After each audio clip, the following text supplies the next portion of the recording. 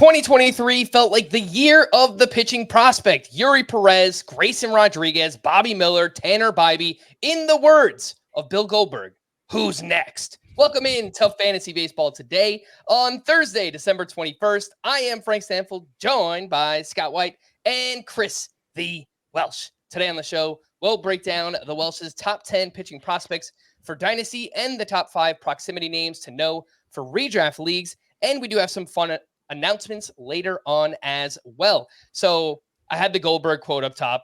I know the Welsh used to be a wrestling guy. Yeah. But does Scott know who Bill Goldberg is? Ooh. I know Scott is not a wrestling guy, but Goldberg did play for the Georgia Bulldogs back in the day. That's what I was going to say. That's the thing I know about him. I remember for the Falcons too. He played in the NFL. I think he did. Am I wrong about that? What I was position? reading his Wikipedia page earlier. See, this is the type of research I do for the podcast, and I think he got drafted by the Rams. Was he an offensive lineman? I think He he was was like a linebacker. A linebacker? Maybe a defensive lineman. Yeah. I didn't really become a Georgia fan until I started going to Georgia in 2002. So I missed the era of Goldberg. What's his first name? I missed Bill. the era of Bill Goldberg. He did play for Bill the Falcons. Goldberg. There you go. Look at me. I missed the era of him as a Georgia Bulldog and no, did not follow him as a wrestler. However, I do remember him being a much discussed wrestler in my high school years and knew him as a wrestler before I even knew of him as a Georgia Bulldog. Do you know where he started? What wrestling? Do you know more than one wrestling company? No. Oh, okay. Well, there was WWF and WCW. Yeah. Where do you think he started? WCW. Hey, we did it. That's right. 50%, baby. You had it. I mean, I kind of set that up there too. Oh. Yeah. There you go. I didn't pick up on the subtext. 2 minutes on Bill Goldberg and wrestling up at the top. There's nothing better than that. You know what I was going to say though is that your analogy would have been the best ever if it was like 3 years ago and you did the Goldberg thing, and then we could have said Gore because they always his finishing move, Mackenzie Gore. Oh, it would have been great, but Mackenzie Gore doesn't really. Nope. Float. We'll see. Maybe 2024 will be the year of Gore. Before we get into it, today is actually our last podcast before Christmas. So Merry Christmas and Happy Holidays to all. We appreciate each and every one of you. But let's start with this. We're going to talk again about top 10 starting pitcher prospects, according to the Welsh. You could actually find Scott's top 30 pitching prospects on the website right now, cbssports.com/fantasy-baseball, /fantasy/baseball. So you can compare and contrast. You can read up on all those prospects as well. Welsh, I wanted to start with TINSTAAPP.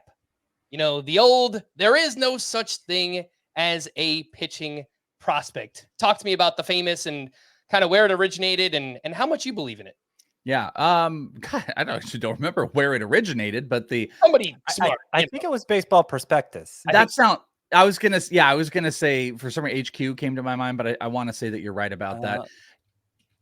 I'll look it up while you're talking. Yeah. So I mean, basically the concept is pretty straightforward. And if you go back, let's just even say over the last like 10 years and think about some of the top pitching prospects that have ruled the land at the tippy top. I'm going to name some off for you. Alex Reyes, top 10 unanimous starting pitching prospect. I just met him in the backfields of the Dodgers because he's not been good. Mackenzie Gore, Jesus Luzardo. We could like continuously keep going on with they don't work out. Forrest Whitley. Thank you. Forrest Whitley. My God, maybe the tippy top of it. So the idea is the investment of the pitching prospect is a fallacy because they're volatile, they're injury prone. And as the years have gone on with Tommy Johns, you sometimes you don't want to invest in a pitching prospect until they've had Tommy John. Look at Andrew Painter. Andrew Painter was the last of that. I think it was a year and a half, or maybe even this past year, top 10 prospect. He might break camp. He's the talents are through the roof, and he's gone, and he's out the 2024 season. So it really just originates from how we treat, redraft leagues. Oh, hey, we don't want to go too heavy into pitchers into drafts anymore. The pitching side has been that for such a long time because the pitching prospects that actually equate to the higher value I mean, the percentages are astronomically bad for guys. So, I mean, it's a bad sign for the Paul Skenes of the world and quite a handful of others. And my God, as well, go and look at anybody. You don't have to look at me. You can look at Scott. You can look at any Baseball America, wherever you want. Go and look at the volatility in like the top 10 or 15 pitching market for prospects over the last even 3 years, if you'd like. It is just a shuffled bunch of names. There's probably at least 50% new names every single year jumping up. So it is just, arms are to not be trusted. So investing heavily in dynasty and on the prospect side is probably not the great investment overall. The other side of the coin, and I don't know if this was the original meaning of TINSTAAPP, which yes, was coined by Baseball Prospectus. I don't know if this was the original intention of there's no such thing as a pitching prospect, but you talked about the high end guys who bust, but like a lot of the pitchers that we now know as great pitchers were not that highly regarded as prospects. And to give a very recent example, there are plenty of examples, but to give a very recent one, Spencer Strider never appeared on a major top 100 list. I'm trying to go back and check and see if he was on mine, because I know I was higher on him than the consensus. But even I was lower on him than I wanted to be, because there's relief risk. He's probably going to be a reliever. And now he's like the most coveted pitcher in fantasy. So it's just so scattershot. Like there are actually, there's no such thing as a pitching prospect. There are a ton of pitching prospects. Like more than half of all prospects are pitching prospects, but landing on the right order with any real accuracy, it is kind of a impossible endeavor. Like it kind of feels like everybody's just guessing. Yeah, I remember, the other example of this from like a long time ago was Max Scherzer. Max Scherzer coming up with the Diamondbacks was like fun, but nobody believed he was going to be able to go like really deep into games, and a lot thought he was injury prone, and they wanted to get him out there quickly. And yeah, it's just all changed. 2-pitch pitchers are not really supposed to thrive. That's a Strider thing as starters. And what I personally believe is that the TINSTAAPP idea has turned more into late investment of pitching. And like I just did my P1 ADP mocks, which you both did with me. You rarely see me take a pitching prospect in the first 4 rounds. If I have 15 picks, I'm never going to go over 5 of those being pitchers. And it's probably a sweet spot is 3 to 4. And they're going to be late because there's a lot of room for growth for players that just have not been recognized, and opportunity sometimes jumps up. But yeah, the high end guys, that investment in passing up like at bats, it's really tough, especially with all the great prospect bats we've talked about in this entire series. If people haven't, go back and catch up here on the feed, because we've talked about some amazing high end prospects, and the idea of like passing on one of those for a Skenes or a Tiedemann or something like that, it turns your stomach a little bit with the stories of Andrew Painter and Forrest Whitley. Yeah, and from a dynasty perspective, again, when selecting players in your first year player draft, it feels like the hit rate on high draft picked position players is just much more likely than the pitchers that are taken in early rounds. And as Scott pointed out, a lot of the pitching prospects that do kind of emerge over years are names that either might get drafted in the middle rounds or even the later rounds, or just kind of come out of nowhere.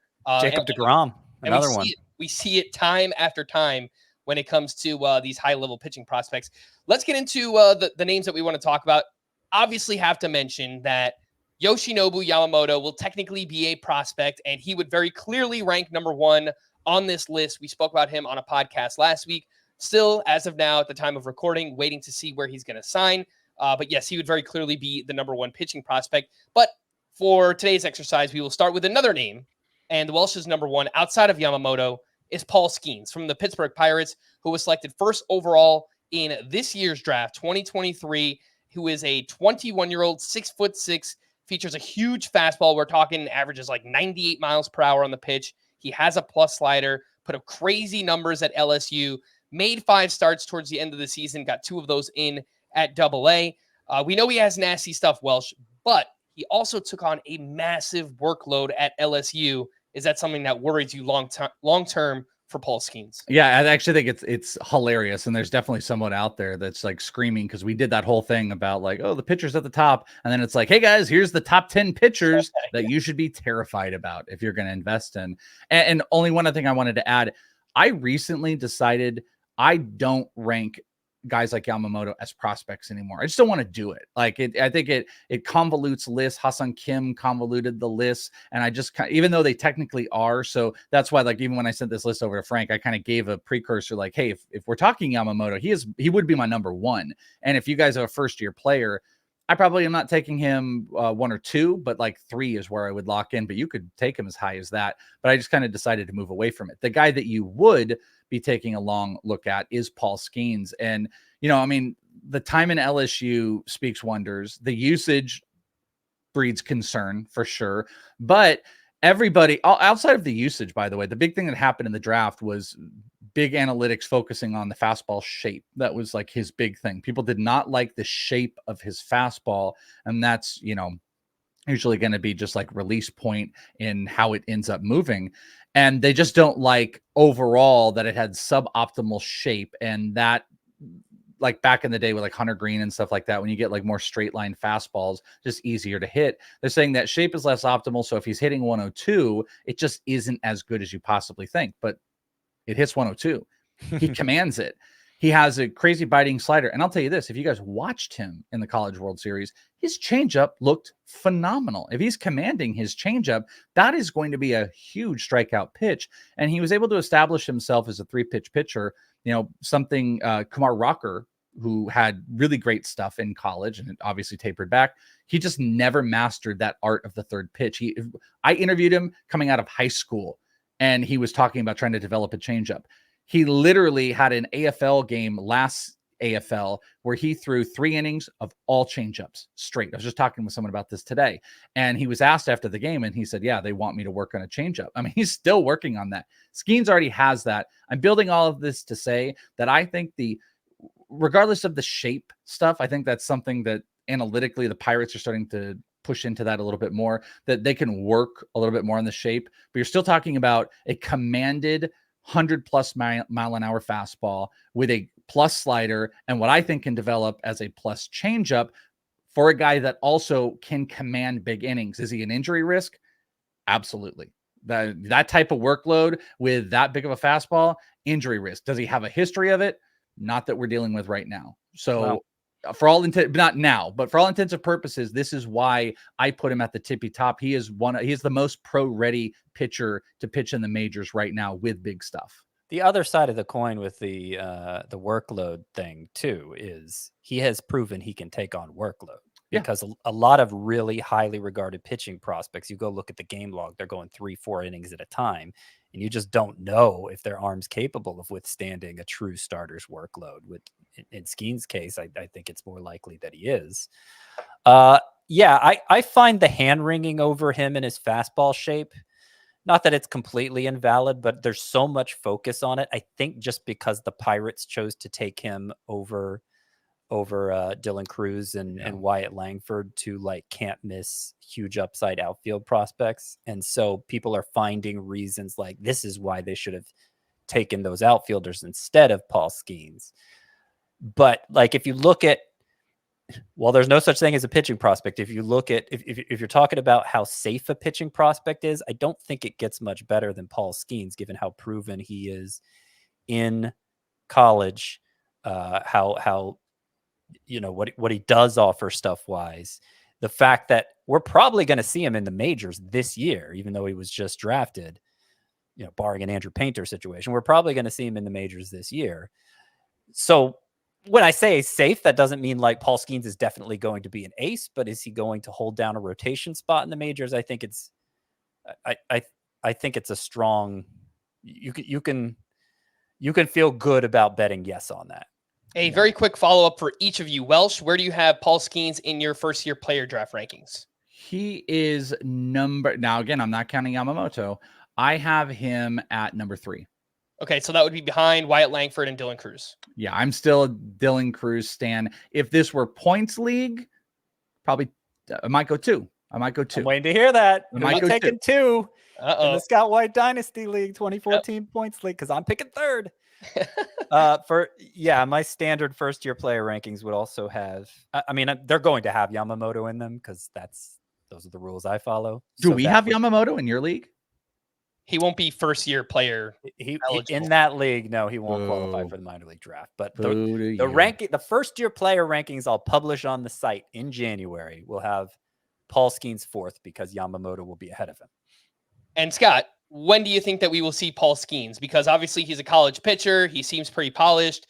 The Pirates don't really have much need to push him, but my guess is we probably see him at some point in 2024. Yeah, this year.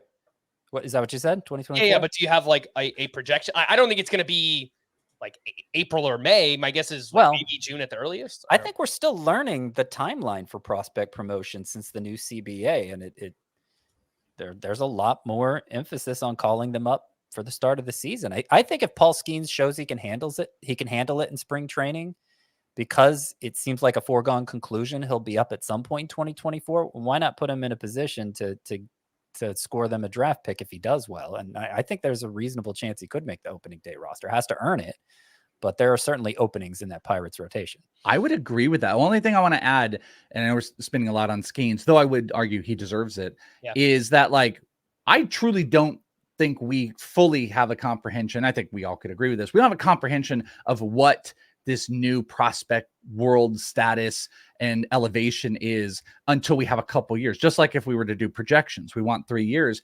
I think following this coming season, we'll have a much better grasp at, do teams follow the Tanner? Look at what the Guardians did. It was Allen and Bybee, and they're all coming up. And we saw Yuri Perez way more aggressive than we thought. If we see that happen again, and we see some of the guys we're talking about on this list right now, it's going to give us a clear answer going into next year where it's like, yeah, man, if a pitcher hits that high A to double A going into a season, anything is possible. It's really going to be about the organization itself and probably the markers that they have checked off. Like a Jacob Misiorowski probably wouldn't be because there's major command issues, but look at what happened with a guy like AJ Smith Shawver, so anything really is truly possible. I think we need one more year to start being a little bit more hyper aggressive on our calls. All right. Your number 2 pitching prospect, Welsh, is Robby Snelling from the San Diego Padres, who was the 39th overall pick in the 2022 draft. A 6'3" lefty who was dominant in his first professional season, a 1.82 ERA, a 1.12 WHIP, over a strikeout per inning. And I could be off base here, just kind of like poking around, looking at some other rankings, Scott's rankings. But this feels like an aggressive ranking on Robby Snelling. Well, so you kind of feel like maybe you're ahead of the market on him as your number 2 pitching prospect. Absolutely. Yeah. And I would say prior to the AFL, this was Ricky Tiedemann. And I'm not suggesting it was Ricky Tiedemann. And I moved off of that after, a lot of the things I talked about on here and seeing him. But a lot of this also has to do with the historic season that, Robby Snelling was an absolute monster. I don't know if you said the actual number, 1.82 ERA. He had over 22 starts in 103.2 innings pitched this year. He also moved 3 levels in the Padres system. He went from A to high A and was able to finish at double A. And guess what? The best production came from double A, where he had 19 strikeouts in 17 innings pitched. By the way, 118 strikeouts to 38 walks, only 4 total homers. And Snelling has got a really solid 3-pitch arsenal, an absolutely spinny fastball that he commands around, gets strikeouts, a loopy curveball, again, more spin, and he's got a changeup that's still going in a really great organization that hones in and harnesses a lot of these starting pitchers. And you also have a team that has needs at starting pitching, that they're in their window. They're losing players on contracts. Obviously, they need to find ways to, maybe it's going to be Drew Thorpe, who they just traded for. I think that's a possibility. But Robby Snelling is their best pitching prospect, and he might be one of the more underrated. So for what you're saying, yeah, this is aggressive in the market, and it's aggressive to what he just did last year. But I think if he's not top 5 for people, it's underselling how dominant he was as a pitcher. And this is also a lefty. So I like everything about Robby Snelling, and he's 20 years old. And I would not be surprised if there was an AJ Smith Shawver like push for him this coming year for a team that still needs it. They do not have a solidified 5-man rotation. And these guys have proven to us, why waste these bullets? Why are they wasting bullets? There's a lot of pressure in San Diego as well. He is the clear-cut best pitching prospect for that team, even with Drew Thorpe out. And he's got a full 100-inning season to back it up. So you could argue he could push 130, 140. Oh, go ahead, Scott. I have Robby Snelling 8th among my pitcher prospects. 7th if you don't have Yamamoto in there. I found that group, the 1 through 8 for me, if we're including Yamamoto, I found that to be kind of a tier. I do agree with you there. And I'm noticing you have some different names in there than I do. Looking ahead here at your rankings, so our names don't totally match up, but sorting out who I prefer between Robby Snelling and Jackson Jobe, I thought was a difficult task. Hopefully I said that name right, Jackson Jobe. You did. Yeah. Okay, good. With prospects, like I hardly ever hear the name. I just write the name. So I get in my head how you're supposed to say it. And sometimes it's totally wrong. Yeah. Jackson Jobe of the Tigers. Like, or even more so, Cade Horton and Robby Snelling. Like, parsing between them, I found to be a near impossible task. So I put Snelling at the bottom, partly because he's had fewer innings in the minors. He's younger. He just turned 20 yesterday, like literally yesterday, as of this recording, he turned 20. So I don't really have anything negative to say about Robby Snelling, but that's why he's 8th for me, while he's 2nd for the Welsh. All right, let's take our first break. And when we return, we will talk about the aforementioned Jackson Jobe right after this. The Fighting Irish make their second ever appearance at the Tony the Tiger Sun Bowl when they take on Oregon State, Friday, December 29th on CBS and streaming on Paramount+. Welcome back in, and let's pick things back up with the Welsh's number 3 pitching prospect. That is Jackson Jobe from the Detroit Tigers, a first-round pick back in 2021, the 3rd overall pick. We've heard his name for a while now. He was drafted out of high school, so obviously they're going to slow play it a little bit here with him. He's now 21 years old. He's come along very nicely. He pitched out in the Arizona Fall League. By all accounts, sounds like he looked pretty good out there as well. He missed a chunk of time this season due to lumbar spine inflammation. So obviously worth mentioning that. In the AFL, he made 4 more starts, 287 ERA, 121 whip. He has a 4-pitch mix, which features a slider with 3,000 plus RPM spin rate. So just elite level spin rate on that slider. Welsh, did you have a chance to watch? Go ahead, Scott. I want to put the 3,000 RPM in context, because frequently throughout the season, you probably heard us raving about Charlie Morton's 3,000 RPM curveball. To get that on a slider, which arrives faster, obviously, that is a rare quality in a slider. Yeah, even rarer than it is in a curveball. So I think I'm getting that right. Now I'm doubting myself. But yeah, I don't. It's a really impressive slider for Jackson Jobe, and we saw it reflected in the production this year. Go ahead, Welsh. You were asking, did I see him? Yeah, I was going to ask if you saw him out in the AFL, and if so, what did you think? Yeah, I caught. I think he pitched 4 starts. There could be 5. I saw 3 of them. The most exciting one was their last start. It was actually Tiedemann versus Jobe, and then they both immediately left the AFL. So they were just done after 4 or 5 starts. And what was interesting is I compared those 2 against each other, because Jobe is like, he's like a bulldog. He's very aggressive to me, huge spin numbers. He's got multiple pitches he goes to. He was actually working on a cutter while he was out there. Talked to a couple different prospects about, like, how difficult it was in the AFL when you don't know a guy's working on something. And what's interesting about the cutter, if you think about it, he has that huge spin slider, 3,000 RPM. Cutters have similarities, and sometimes some cutters can be mistaken for sliders. And you think if that's essentially like probably a slider that just has the RPMs taken off of it with the bite. So you're now going fastball, a cutter, which is going to have a fastball look into slider movement, an insane slider. And then I want to say, I'm completely forgetting. I think it's a changeup. Yeah, the changeup was out here. So here was my deal with Jackson Jobe. I thought he looked elite. He was commanding the pitches. He had a little bit of issues in his very first start. 14-1 strikeout to walk ratio for Jackson Jobe in the minors this year. that might impress me even more than all the RPM on the slider, is just how well he commanded everything. So one thing you'll notice too with Robby Snelling, he doesn't walk guys. I love command. And there are plenty of guys that don't represent great command, but that's why I've always fell in love with George Kirby. And Frank, remember at first pitch, I got asked this question. It was like, hey, who do you think could just arguably not Garrett Cole be the number one starting pitcher? And I was like, George Kirby, actually, because if you add more of a strikeout element to your already elite command, I think that's a recipe for big stuff. So in pitching prospects, when I can find like elite command guys, I think you can get past stuff. So here's my biggest problem with Jackson Jobe. Jackson Jobe was predictable. And when I was comparing him against Ricky Tiedemann, Ricky Tiedemann's stuff was great. And he had one of the best changeups I've seen in person.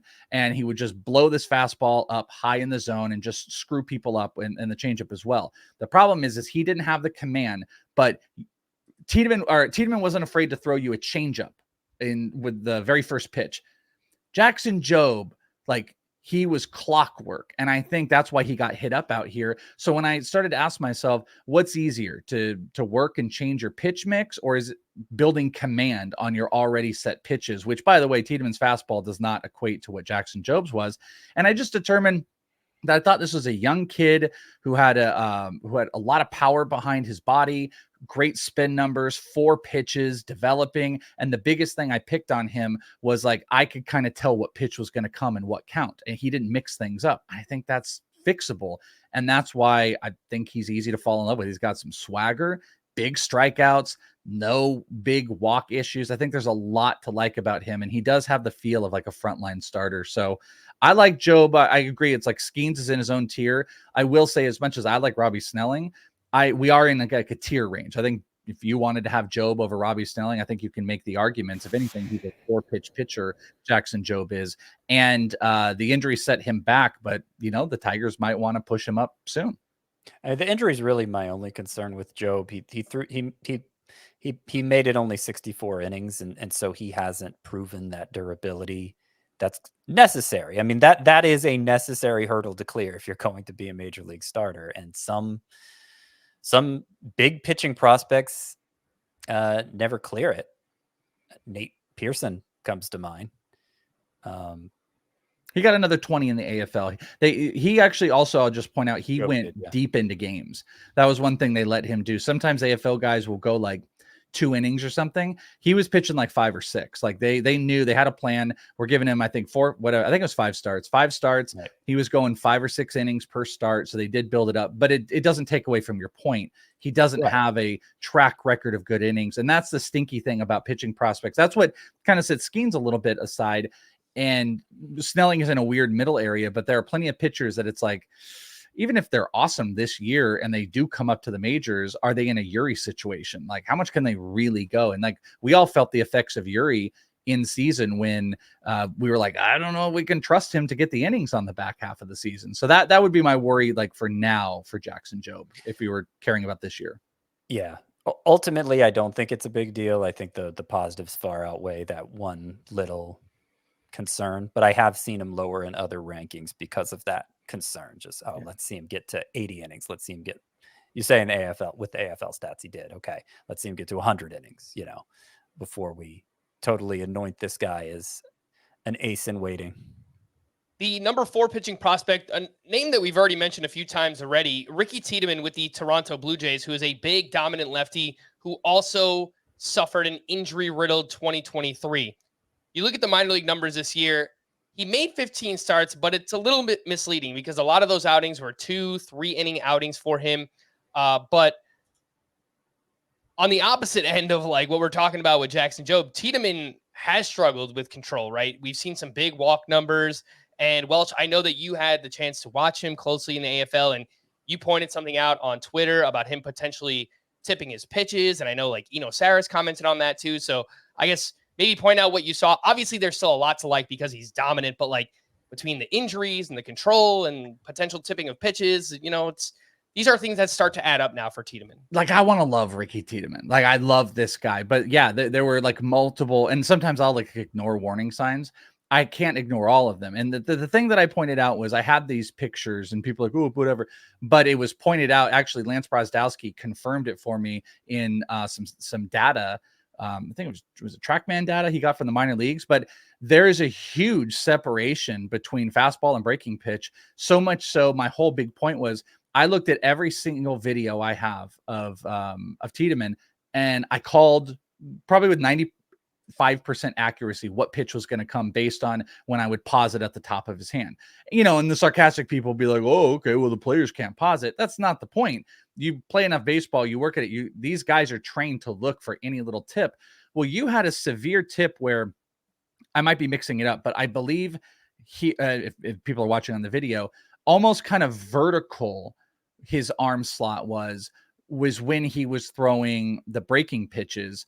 And then the fastball, his arm was out. And what was confirmed is the separation between his breaking and fastball pitches was about, I think Lance said it was like 7-inch difference, which would be the highest in all of baseball. The no player had that big of a differential between their fastball and their breaking pitch, or if you just want to highlight it as his changeup. And the closest was Bryce Miller. So here is the deal. There's injury concerns. He gets wacky with his fastball. I'd also point out his fastball doesn't pop. He wasn't hitting, he could not command it at 94 in the AFL. He could command it at he sat 92. I'm sorry, he couldn't command it at 96. When he sat around 92, 93, he could command it. So now it's okay, we can have a 92 mile an hour fastball, and there's some pitching tip issues. I don't know. There's just some warning signs, but it's one of the best changeups I've ever seen. He commands it at will. I think he can be a starter, will be a starter, but there's just some stuff that he might be one of those guys that we just look at and we're like, God, we like a Freddie Peralta type of guy. We all love Freddie Peralta. We're like, geez, this is so great. But then it's injuries hold back, and then those weird slumps. I wonder what major league hitters do against that big of a differential. It's something they can fix. But it's also something I don't have to put him as the top pitching prospect when there's literally 3 red flags. Even though I will tell you, I probably love him more than everybody. I love the guy. I love the way he attacks pitchers. I think he's super smart. It's just I don't know if I can do it. Well, you probably don't love him more than everybody because I have Ricky Tiedemann ranked ahead of both Jackson Jobe and Robby Snelling. I don't know. No, you get the title. You can have Ricky. Having said all that you said, 16.8 K per 9. That's ridiculous. Is what Ricky Tiedemann just put up in 2023, and not counting the AFL. 16.8 K per 9. And I mean, I was reading about the arm slot issue for Ricky Tiedemann, and it is something that seems to be a work in progress. Part of it is what makes his fastball a good swing and miss pitch is that lower arm angle with it, but the changeup doesn't play the same with that low arm angle. Changeup is an amazing pitch. Fastball gets a lot of swings and misses. One of those pitches is going to be compromised if he evens out the arm angle. And so I don't know how likely he is to fix it. But with 16.8 K per 9, it could be that it just doesn't end up being a big deal. AA hitters are different from major league hitters. I get that. But clearly Ricky Tiedemann is hard to square up. And Lance thought that he was, by the way, he thought the differential was made a little too much about anything as well. He didn't disagree with me that there's a problem and there is a clear visual, this is a tip, but he thought it's not maybe as big of a deal. Because at the end of the day, I think Eric Cross said this, it's I raise this, which by the way, we want to raise these questions. We should raise these things. If there is concern, even if it doesn't end up being anything. And Cross was like, hey, listen, this is going on. And he's still dominated. I would argue dominant changeups, they're not easy for minor league hitters. And I don't know how many 18, 19, 20-year-old hitters are hyper focused on picking up tipping pitches and stuff like that at that level. So I think there's adjustments to be had all around, but he's such a unique talent. I want to be in the Ricky Tiedemann business, but even I have to consider that there are some worry. It could be an epic fail or it could be a huge payoff if there is a discount. And I'm not, and part of the reason I think maybe I have Tiedemann higher than some of those other guys in spite of those risks, and I'm not totally sure with how I've landed with this, if I'm satisfied with where I've landed with this, but given how unpredictable pitching prospects are in general, why why elevate a guy on predictability? You know, like why not just sell out totally for upside if you're going for the if you are going to invest. So you believe heavily in there is a prospect. pitching prospect then, because then that is devoid of injury concern, that argument, which I'm kind of for. I've always said this. I'm a little gunslinger in the prospect Wild West. Like I like to take chances and stuff like that. And I play the upside. My ranks represent a lot more upside than a lot of people. Pitching, it's just like, this is the one spot where I'm kind of like, also on top of everything we've talked about, there's some serious injury risk. Tiedemann has had some serious injuries. There was almost concern there might be Tommy John mid this past season that no one really spoke about. He missed time with shoulder and biceps issues this year, which, well, I mean, I guess serious. But it's not the only reason. Injuries aren't the only reason high-end pitching prospects fail. Sometimes they get to the majors and they're just not good. And so I don't know. I'm willing to aim a little more for upside if I'm going to make that big investment in pitching. I like it. Scott is the Brett Favre of fantasy baseball this season. we have heard it on the pitching previews already that we've done, the recap. Scott is like selling out for upside.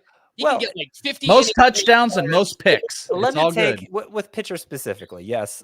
Let me take this a little further. I'm just saying, Scott, we've talked about 4 pitchers in 35 minutes. Oh, I'll burn through. I'm about to bring up another one. I'm about to bring up another one because this we've leaped past this guy in my own rankings. I see the Welsh has him 8th, and his name has been brought up already. Andrew Painter. I've noticed a trend within the prospecting world to just bury a pitcher when he has Tommy John surgery, and I've never really understood it because Tommy John surgery, okay, he's not going to be around for a year and a half. But the effectiveness of that procedure is so well established at this point that for a prospect in particular, like I can wait, I could wait a little longer. I understand they don't always come back the same, but they usually do. And again, we're talking about an unpredictable class of prospect anyway. So I still have Andrew Painter 3rd in my pitching rankings because I think he's that good. Even though he's recovering from Tommy John surgery, I still have him 3rd. We will probably see him pitching in the majors next year. So I don't think it's that big of a setback for his development. I think his upside is incredible. For a guy who's 6'7" and all that does for his fastball, his command is incredible. And he was on the verge of making the major league roster as a 20-year-old last year. Had he even turned 20 yet? He was 20. He was 19 at the time. Yeah. So I still have Painter 3rd just behind Yamamoto and Polsky. Let me add a little thing. And Frank, we can cross him off and we can burn through some of these others. But so let me give you one anecdotal thing. Because I don't disagree with you. And I look at myself sometimes when I do that. Like I don't want to. I do think he's elite. He's young enough to take the surgery and come back. And, maybe I even dinged him. I will say it. I never took him out of my top 100, which I kept. But like to your point, there are people that'll just take him off of lists and stuff like that. And the surgery is very successful. Part of mine would be, you just don't know, like how long does this carry? Like Forrest Whitley, we would have had the same excuses back then. We're like, oh, he's elite and he does surgery and this is great success. And he comes back and then he's not right. And he felt twinges and he repeated the AFL. So I think you should have some level of concern and you have to weigh the injury with the upside versus what else is in the market. And compared to what else is on the market, I do believe there's at least 5 or 6 other guys that just don't have the current same risk. Two other things I'd point out is I believe he's going to miss all of this year because I think if you remember, they waited and they had it in like July. So he won't pitch in 2024. He might pitch in the AFL next season. I think I said 2025. No, you said 2024, but it's all good. I meant 2025. And then the last thing is in my Prospect 1 ADPs that I do that we've cited, I do multiple drafts to create a Prospect ADP system. He went 5 overall in one draft. 5 overall of all prospects. Yeah. That is, I think, the highest pitcher outside of Yamamoto, who we made available, that went in the entire draft. Now, it didn't follow. It was only one draft. That's why I do multiple drafts. But the bank is still there for many into what your argument is. And he was 5 overall of all available prospects. So there are still plenty of people that share your sentiments. Again, it's just some of there's risk. There's pitchers are riskier than any other spot. Well, you brought up the Forrest Whitley thing, and I see that when a high-end pitching prospect busts like that, I take it more as them's the breaks. You invested in a pitching prospect. This is going to happen sometimes, rather than, okay, let me figure out why we were wrong about Forrest Whitley and try to apply that to the future prospect rankings. Because I just think that's a losing bet to try and do that. If there's any lesson to take from Forrest Whitley, it's, don't draft him as a top 5 prospect overall. Don't draft any pitcher as a top 5 prospect overall because of that inherent risk. Yeah, that I comes agree with them. All right. Well, again, we've talked about 5 pitchers in 40 minutes. I did We're want to halfway get through. Yeah, there you go. We got 20 minutes Look left. at the positives, Frank. Come on. We're doing great. We got to talk about 5 pitchers. I wanted to do trade targets. There is some news to talk about. So anyway, I wanted to get to this earlier. I mentioned at the top that we had some announcements. So just quickly run through this. First up, we are proud to announce that FBT is a finalist for the Best Baseball Podcast category in the Sports Podcast Awards. Thanks to all of our listeners. We actually won the award last year, and now we're looking to go back to back. So we do appreciate everyone who voted for us last year. And to help us bring home the hardware, you can find the link in the podcast and YouTube descriptions, or scan the QR code in the top right corner of the screen if you're watching on YouTube. The whole process should take you less than a minute, and we'd really appreciate it. Thank you for your continued support. How many times a day can we vote? That's a great question. My guess is you should try and max it out as much. Let's test it. Let's test it. Someone test it out and let us know how many times you can vote. Keep on going. Second, if you follow on social media, you've probably already heard the news, but our buddy here, the Welsh, will be joining Fantasy Pros full-time. I hope I didn't set that up like he's joining us full-time. Oh, man. The Welsh is joining Fantasy Pros full-time, and obviously it's awesome, and we're very happy for you. Congratulations. Many have asked, what does that mean for this podcast? The number one question I have been asked, more than the congratulations, has literally been, what about Frank Stampfl, Scott White, Fantasy Baseball Today?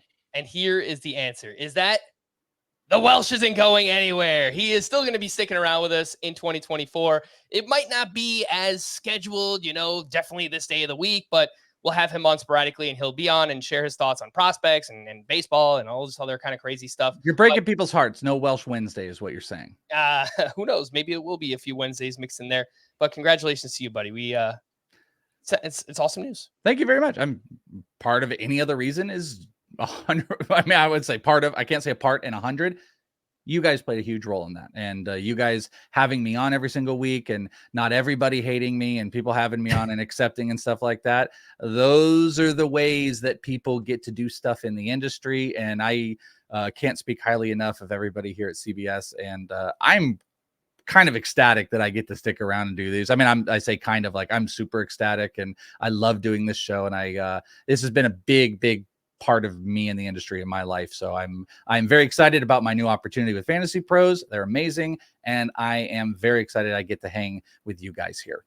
And we enjoy having you on. Let's take our final break. When we return, we'll get to the final 5 prospects. We got some news to talk about. We'll do that right after this.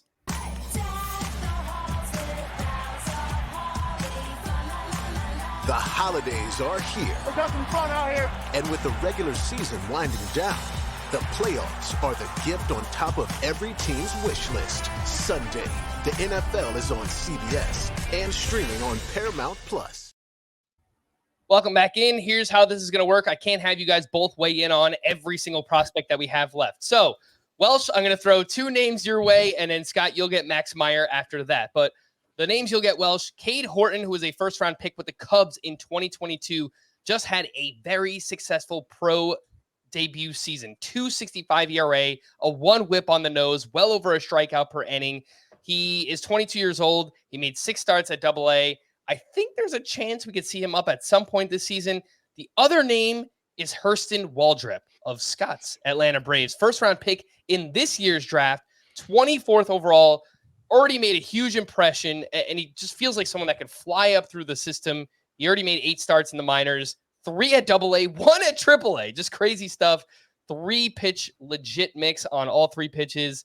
And not to disparage the other pitchers on this list, Hurston Waldrep kind of feels like the one that has enough upside where he can kind of move to the top, right? Like by midseason, he could be like the number 1 pitching prospect in baseball. It has that feel.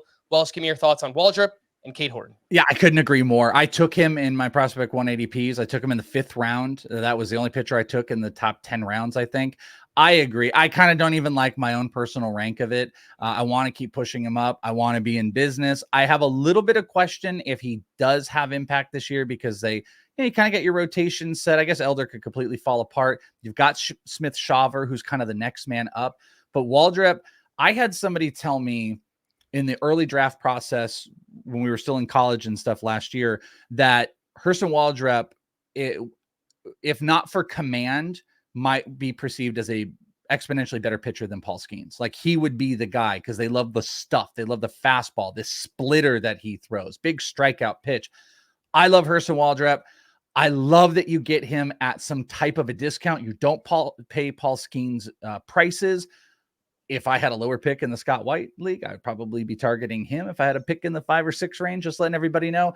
I think he is probably, of all these pitchers we're going to talk about, he is probably my favorite combination of cost versus investment or upside. Cost versus upside that I want to have if I were starting a new fresh draft.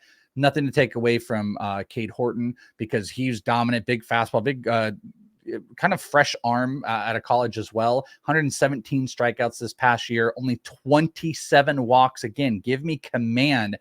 Pounds the zone, has an opportunity to go. But the more I'm talking about it out loud, I think I probably need to put Waldrep above Horton because I really do love him. And I love seeing Scott's face when I talk positive about a Braves pitcher like that. How high do you, well, I know we can't ask the questions, but 11. how high do you have Waldrep? No, 11. that's all right. I was going to kind of break what I said. And all right, Scott, I'll give you the opportunity. 11? About 10th Hurston. yeah, 11th. 10th if you remove Yamamoto. He's mine. Then you can have Tiedemann. I get Waldrep. I am a little surprised how many rank AJ Smith Shawver ahead of Waldrep in the Braves system. And I think that made me a little hesitant to go completely head over heels for him. But I don't think it's really a contest which of those two is better. Waldrep with the big strikeout potential, that splitter dropping off a cliff with this, he has this overhand motion that isn't really in vogue in today's game, but it really makes that splitter just such a nasty pitch. Yeah. Has to sort out command, but the Braves are like rocketing Waldrep through the system the way they did with Smith Shawver and Spencer Strider, already making it to AAA before the end of, his 2 months in the minors, sort of like the Rangers did with Wyatt Langford. So I like what you said definitely though, on the Frank. rise. I like what you said that I think he could legit be like mid-season. If you were to give me all these names and say, who's the guy that could be like the number one, and don't give me like 1 and 2, I would say Waldrep. Like I 100% agree. Like he could be the number one. He could have another like sub 2 ERA with all the strikeouts in the world. And the command is I think when lists get updated, like people are going to come off of the Smith Shawver for Waldrep as long as they feel confident about the command. Yeah, it just comes down to that. He walked 16, Hurston Waldrep did, in 29 and a third innings. That is just not going to be feasible. That's not going to cut it. But the stuff is tantalizing. Your number 7 pitching prospect is Max Meyer from the Marlins, former 3rd overall pick back in 2020, who actually made 2 starts in the majors back in, I guess that would have been 2022. He underwent Tommy John surgery in August of that year, and he will now be 18 months removed from that surgery by the time pitchers and catchers report. So it should be all systems go here for Max Meyer. Scott, you will get the first crack here. Dominant minor league career, a nasty slider, an organization that knows how to develop pitching. There is a lot to like with Meyer. It's just how many innings are we going to get this season, the first year back off Tommy John surgery? Well, and this is why there seems like there's a contradiction here that I don't really understand, because you said Max Meyer had a dominant minor league career. He was good in the minors, not nearly as good as Andrew Painter. We haven't seen Max Meyer come back from Tommy John surgery yet, just like Andrew Painter. So I don't understand ranking Meyer ahead But you're of getting Andrew a whole Painter year out of him in the as majors. the Welsh is, well, but I'm getting a full year, and I mean, he's already major league ready. And I'm not arguing that Painter like isn't, but Meyer has hit the majors, and he is ready to pitch this year. That year is worth so much to you in a dynasty league that you will take the lesser pitcher.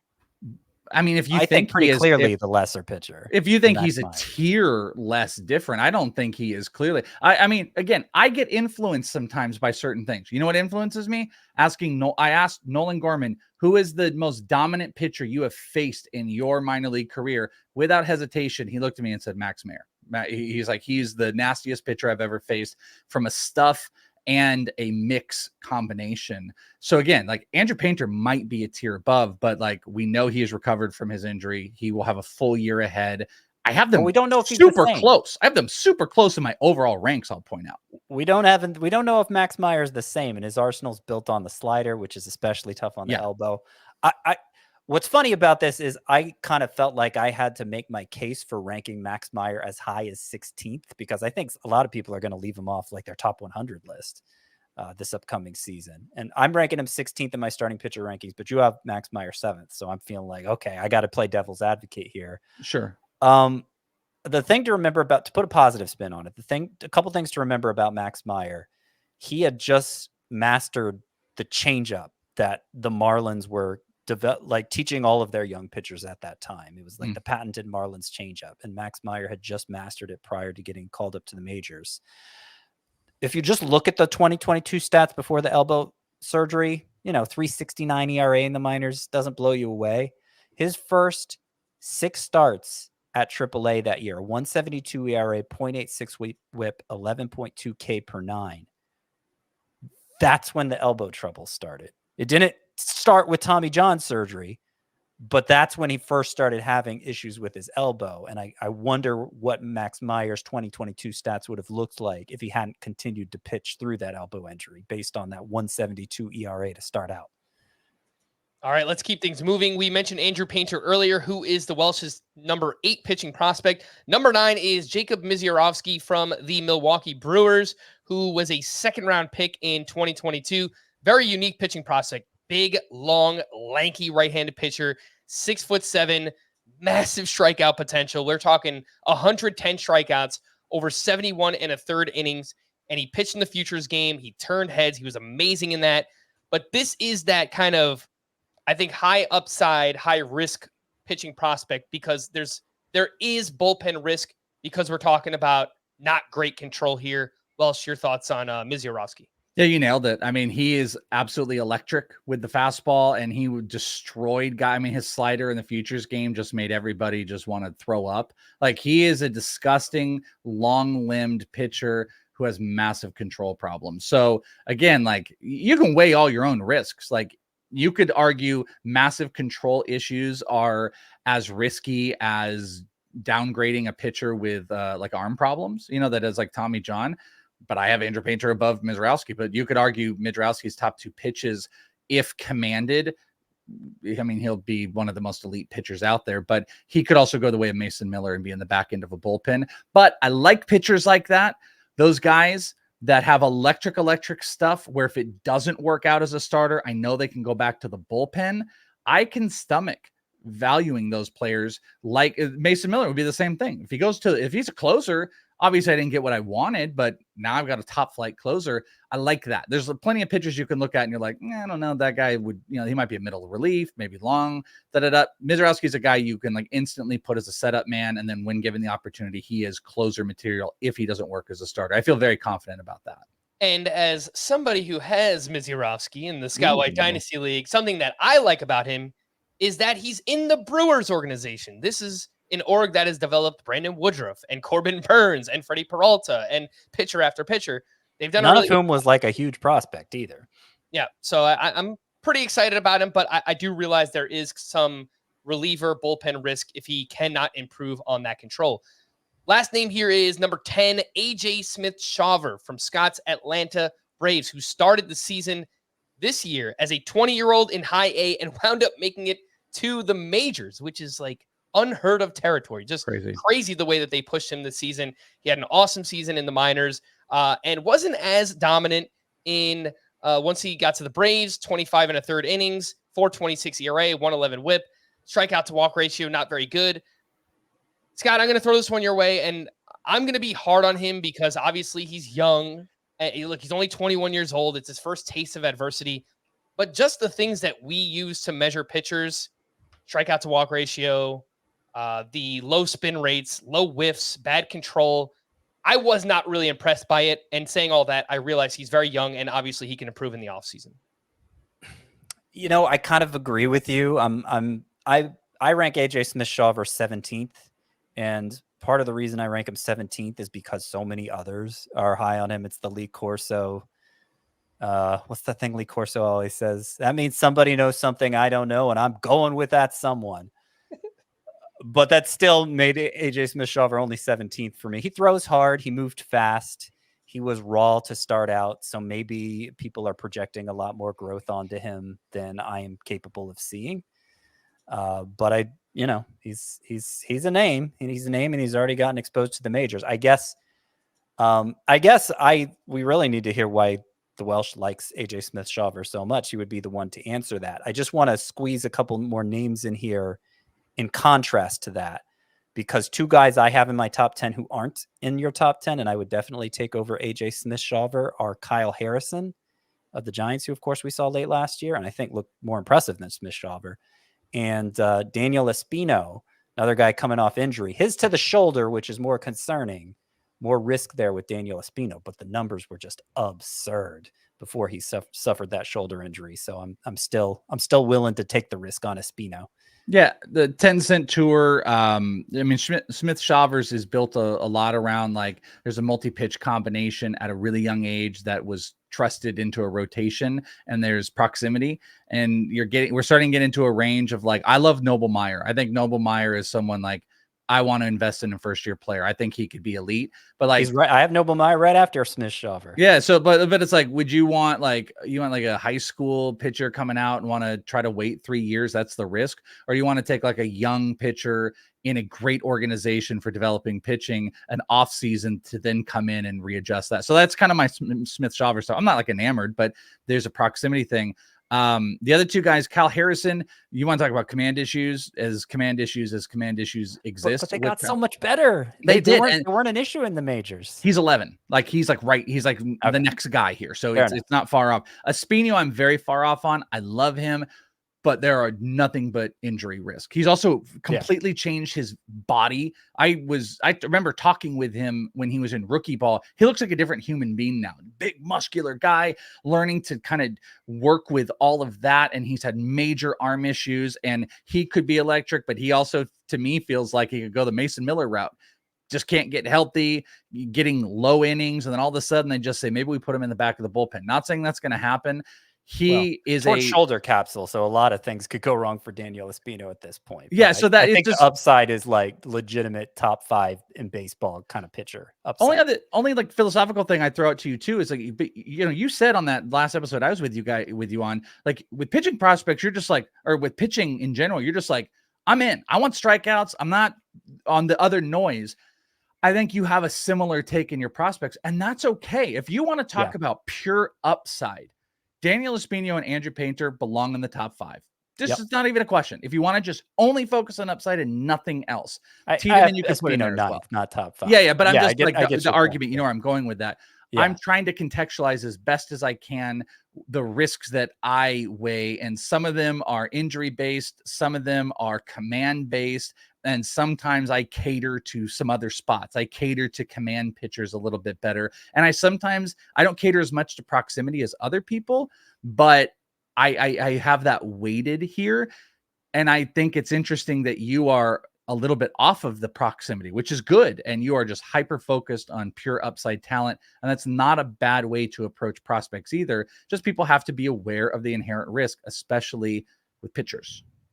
Can I take just like a minute to rattle off a few pet prospect pitchers who I'll never get a chance to talk about otherwise? And they're a little lower in the rankings for me, but I want to emphasize them specifically because of swinging strike rate, which is what popped for me on Spencer Strider.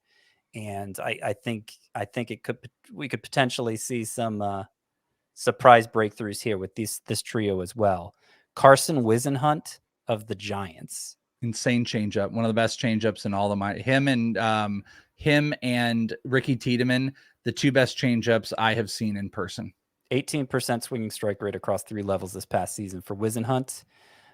Christian Scott of the Mets, 17% swinging strike rate and a 69% strike rate. So like crazy good command, and Christian Scott was getting the whiffs too. I think he's being overlooked because he was a reliever in college, and that's still being held against them, even though he showed in his first full year in the Mets organization that he could take on a full workload. Christian Scott is that one. And then maybe the biggest reach, Kyle Hurt of the Dodgers, who we actually saw in the majors. He made one appearance at the end of the season, went 2 innings, struck out 3. I believe his first inning was against like Juan Soto, Manny Machado, and Fernando Tatis, and he just mowed them all down. Kyle Hurt in the minors had a 20% swinging strike rate this year, 14.9 K per nine. He's 25 years old, which I think is what gets held against him. And, you know, the Dodgers don't exactly have an opening. So there's a lot of that relief concern for Kyle Hurt. But as somebody who let that be the reason I kept Spencer Strider off my top 100 a couple years ago, I don't want to make the same mistake with Hurt. Maybe he'll just be a reliever, a dominant reliever. But if not, if he gets a chance to start, he could surprise people. And I will now throw out a few other names that the Welsh sent me as honorable mentions. Drew Thorpe, who was traded over to the Padres in the Juan Soto trade, who was one of the best pitchers in the minors this year. And my guess will make some starts in the majors for the Padres at some point this season. We broke him down extensively on the Juan Soto Emergency podcast, so you can go back and listen to that. And on the other side of the coin, Will Warren, who's actually in the Yankees organization. Another one where I think he's like now 24 years old. He could make an impact for that team. They have some injury risk in their rotation. Carlos Rodon, Nestor Cortez coming back from injury. As of now, he is their SP5. My guess is they'll bring at least one, maybe two. They publicly said it. They publicly said that Will Warren and God, I'm forgetting the other person now. It's escaping me, but Will Warren and maybe Chase Hampton it was. I can't remember. Clayton Beater? Yeah, it might be Beater, who's a former Dodger pitcher. They were vying for that five spot. So Will Warren, I'm glad that you mentioned Thorpe and Warren because I really, really like them. And I had Thorpe in this 10 to just talk about for the sake of it, but I adjusted. I put Smith Shawver in for our last one. Yeah, Will Warren needs to improve the control like many of these pitching prospects we talk about. Kind of unique, like low 90s with a sinker, but he has a sweeper that has over 3,000 RPM on the spin rate. So again, that's kind of the pitch that's taking over baseball right now, and Will Warren has it. So that's something that obviously I like to hear in a pitching prospect. In terms of the proximity names, the 5 that will and should make an impact this season, number 1 is Paul Skenes with the Pirates. Number 2 is Cade Horton with the Cubs. Number 3 is Kyle Harrison, who we spoke about a little bit. We saw at the end of the season with the Giants. His early ADP is 254. Number 4 is AJ Smith Shawver with the Braves. And number 5 is Jordan Wicks, a name that we have not talked about. He made his debut this year. Kind of unique in that he doesn't throw hard. He's kind of like this soft tossing lefty, 91, 92 miles per hour. Changeup is his most used pitch. But you know what? He's in a rotation with a pitcher that has made a career out of that in Kyle Hendricks. So maybe he can learn a thing or two from him. And my guess is Jordan Wicks will be in the Cubs rotation to open the season as well. I'd put Tiedemann on this list personally. He's like my number 100 pitcher in redraft leagues. I battled the whole, like how I wanted to approach proximity and stuff like that. The innings, I left Jobe and Tiedemann off of it simply because of when they could come up and the innings impact. But yeah, I don't disagree. Let's quickly wrap up with some news. The news of the day, the last minute of the show. There's really not much going on, but something that I did want to mention because it does have fantasy relevance. The Padres are reportedly signing Japanese reliever Yuki Matsui, who has loads of experience as a closer in Japan. He's 28 years old, 236 career saves, actually became the fastest ever to record 200 saves in Japan. A 2.43 ERA in his career, 110 whip, 12 K per nine, but he's a lefty and he's only 5'8". So some clear potential obstacles there for Yuki Matsui, but it has not affected him yet. His ability to obviously pitch and perform and be amazing. The Padres have a clear opening in their bullpen. They need a closer. So, Scott, I kind of feel like the first save opportunity, I think it's going to Yuki Matsui. Yeah, I mean, it's hard to say, and they may be dodgy about it right up to opening day. So I think Yuki Matsui is going to have a hard time eclipsing that late round range, even in leagues where saves are scarce, because I would be concerned that it would be a closing tandem with Robert Suarez, who they just signed to a big deal last year. And he throws right-handed while Matsui throws left-handed. Matsui doesn't throw especially hard. He's low 90s. I don't know if you mentioned that. The shape of his fastball is apparently good, coming from a lower angle, him being 5'8", that makes sense. And he pairs it with a splitter that drops off. So just maybe the contrast between those two pitches helps that fastball to play up for Matsui. But I think he's going to be more of a late round target. I'd draft him over somebody like Will Smith, who probably has a more obvious path to saves with the Royals. But I don't think he's going to be like a top 20. He could become a top 20 reliever, but I don't think that's how Matsui will be targeted on draft day. And we actually have Greg Jewett coming on the podcast next week. We've talked about all the positions in the offseason so far, except for relief pitcher. So we can get his thoughts on where he thinks the Padres are going to go in their bullpen as well. Some other quick news. Looks like David Stearns is bringing the Brew Crew to Queens because the Mets acquired Adrian Hauser and Tyrone Taylor in exchange for Coleman Crow, a solid depth move for the New York Mets. And as of now, Hauser is the SP4 in the rotation. Tyrone Taylor is penciled in as the starting left fielder. I say penciled because it's still early in the offseason. Things can change. But Tyrone Taylor has showed flashes in the past. You know, when he returned in the second half from his elbow injury, he hit 269, 9 homers, 5 steals, an 854 OPS.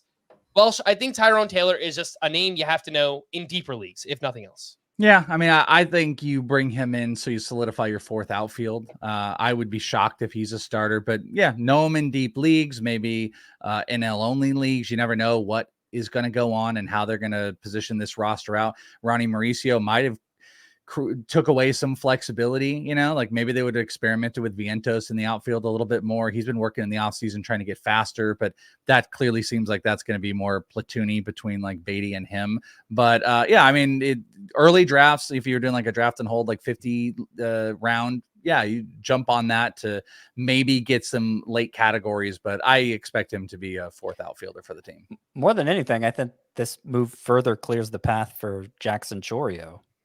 Not to mention Sal Frelick and Garrett Mitchell. I mean, that could be the starting outfielder for the Brewers on opening day, which is pretty exciting for fantasy purposes. Another thing to think about with the Mets also is if they didn't fill that out, maybe you bring in a veteran to compete with a guy like Drew Gilbert. Not saying it's going to happen, but they acquired Drew Gilbert, that maybe they experiment out with, you know, this was a college bat who's seen plenty already, that maybe they give him a shot. Again, I think they bring somebody in, but yeah, this could have like dual effects of maybe showing that a guy like Gilbert gets a shot, and this is one more step where Chourio is just locking in. I didn't forget about Yelich, by the way. I was thinking DH for Christian Yelich, but we'll see. One of my favorite players ever, Andrew McCutchen, has re-signed with the Pirates on a 1-year, $5 million deal, now 37 years old and utility only for fantasy. So not sure that there's much here from a fantasy baseball perspective. Obviously worth mentioning, a name to know for, I guess, like NL only league, something like that.